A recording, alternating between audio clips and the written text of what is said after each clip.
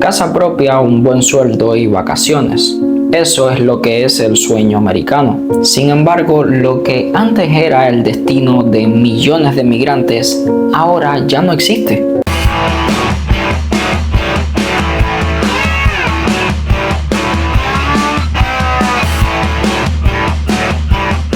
Veamos, en la década de los 50 se ganaba aproximadamente $3.000 anuales. Tu casa te costaba unos $7.000, el carro vale unos $2.000 y la universidad de tu hijo unos $500. Y todo esto lo podías obtener más o menos con 3 años de ahorro, pero estamos hablando de que era antes, en pleno auge de Estados Unidos, cuando era el país más poderoso del mundo con la moneda más valorizada. Acababan de salir de la Segunda Guerra Mundial y la mayoría de los países estaban en reconstrucción por las secuelas que había dejado.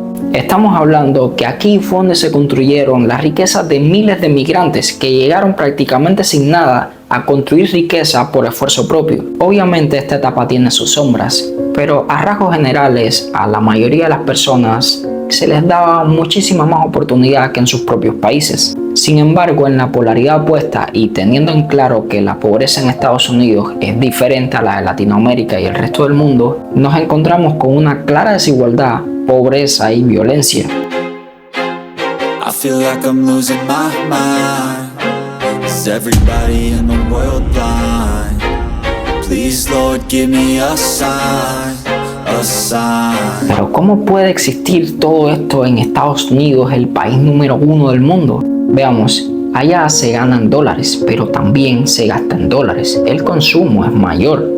Solo piensa esto, actualmente el promedio gana unos $50.000 anuales. Una casa te vendría costando unos $400.000, el carro unos $30.000 y la universidad mínimo te saldría en unos $40.000. Desde esta perspectiva te puedes percatar de que mi generación y la siguiente la tiene bastante difícil para construir su propia familia.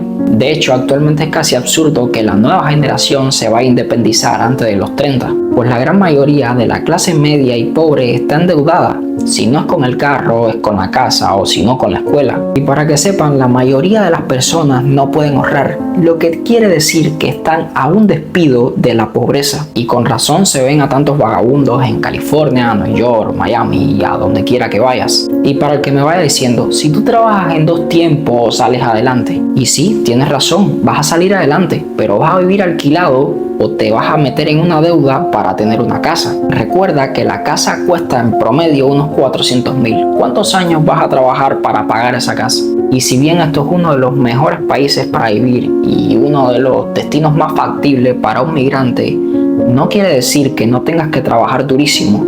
Y si no tienes la suerte de emprender bien o tener un talento particularmente bueno, entonces estás destinado a estar trabajando en lo que aparezca y viviendo donde puedas. Te digo todo esto para que después no venga el youtuber de turno a estarte diciendo que Estados Unidos es una maravilla. Sí, es un buen país, pero que no te escondan las cosas. Pregúntale a él cómo le iba antes de ser youtuber. Bueno, en este video critico un poco eso del sueño americano, pero es solo eso, un sueño. Ya no existe. Sin embargo, este sigue siendo el mejor destino para muchos migrantes que quieren tener una oportunidad en su vida. Aquí no habrá apagones, ni falta de comida, ni todas esas cosas que pasan en Latinoamérica. Pero tienes que trabajar durísimo. Y si quieres saber por qué cambió tanto el panorama, a grandes rasgos podrías culpar la crisis inmobiliaria del 2008, la pandemia o la subida del petróleo. Sea lo que sea, ya no es lo que era.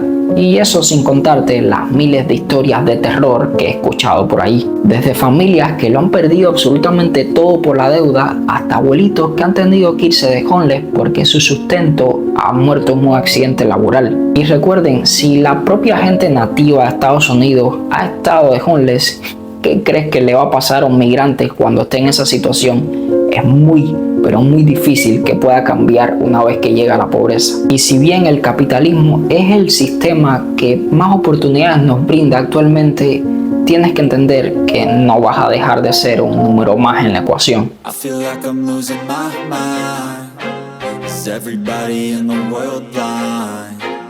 Please, Lord, give me a sign, a sign.